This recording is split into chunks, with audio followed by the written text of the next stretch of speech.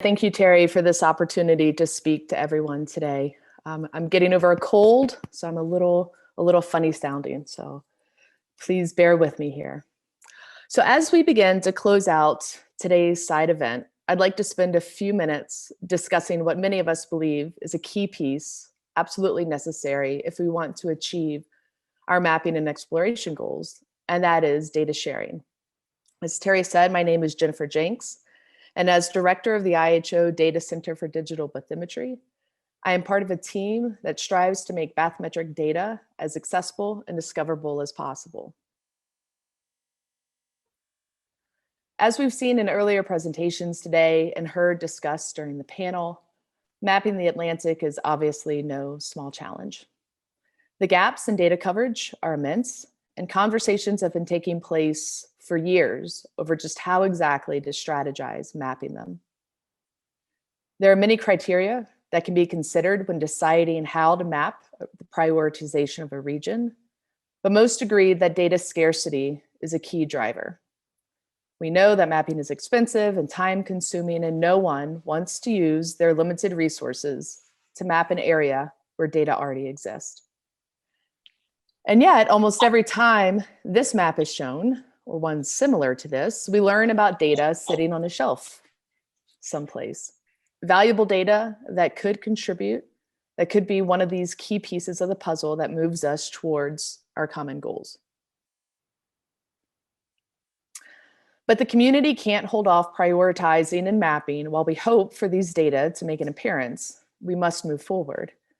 And as Casey discussed earlier, NOAA Ocean Exploration used the North Atlantic study from a few years ago as motivation to map a defined high priority area south of Bermuda, the red square there. This was a collaborative effort from start to finish, from selecting the area to coordinating the mapping effort to sharing that data. So data that can now be discovered and accessed by the global community. So here we're looking at the DCDB viewer. So these are survey track lines in green that indicate the location of multi-beam bathymetric data holdings that are archived here at the DCDB and are available for direct download and access. By selecting that NOAA Ocean Exploration Survey, basic information can be gleaned from the metadata in the viewer here, and then by clicking the link to data button, the user can go and directly download the data. The IHO DCDB, which is hosted by NOAA, was established 30 years ago to ensure that a public international repository existed, which would accept and manage, archive, and share freely and without restrictions contributed bathymetric data. These data are submitted to the DCDB, typically are not assessed, and reside in our archive as is.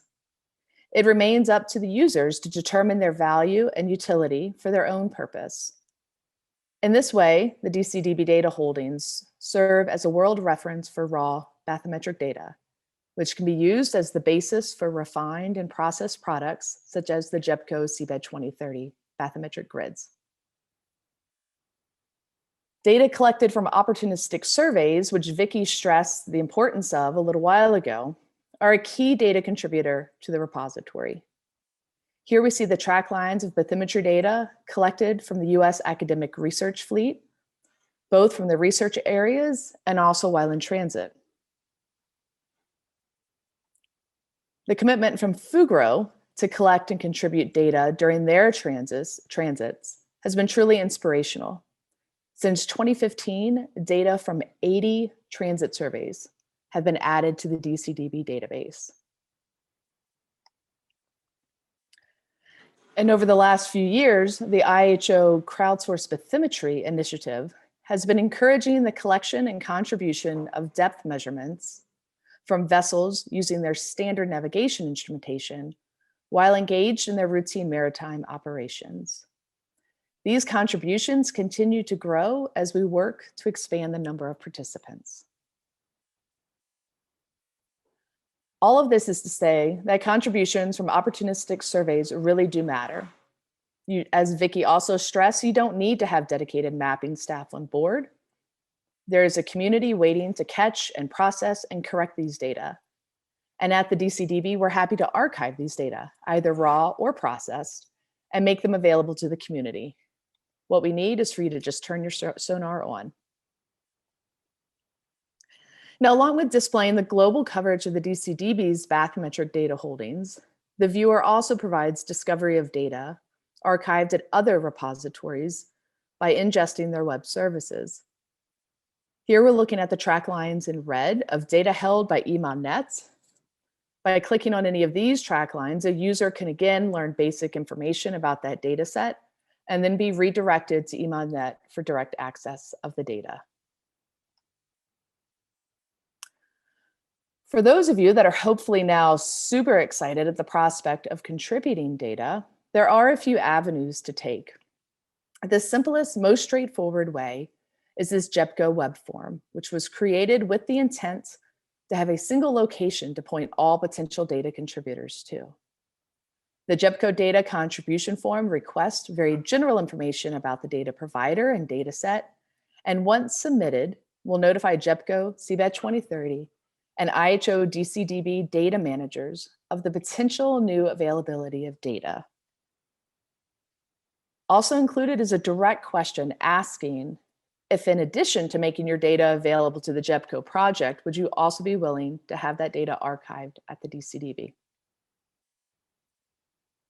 Understanding that organizing data can be cumbersome, the DCDB website also provides information and resources to assist you in the packaging and submission of data.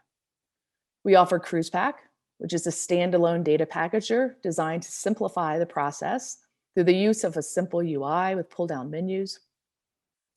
And the software generates your metadata records and creates straightforward and consistent data packages. The other resource we provide is us. We are here to help, to answer your questions, to help you in documenting your data, to do whatever we can to get your valuable data archived and made available to the public. Mapping the Atlantic will take coordination and collaboration. We all know that. And the DCDB is just one of many key players in this endeavor, but it is valuable, but it's only valuable if the community contributes data to it. So please consider this an invitation to use the services of the DCDB by contributing your data or web services, by using our viewer to access data, and for learning where the data gaps exist. We're here to support all of these great mapping efforts in any way we can. Thank you very much.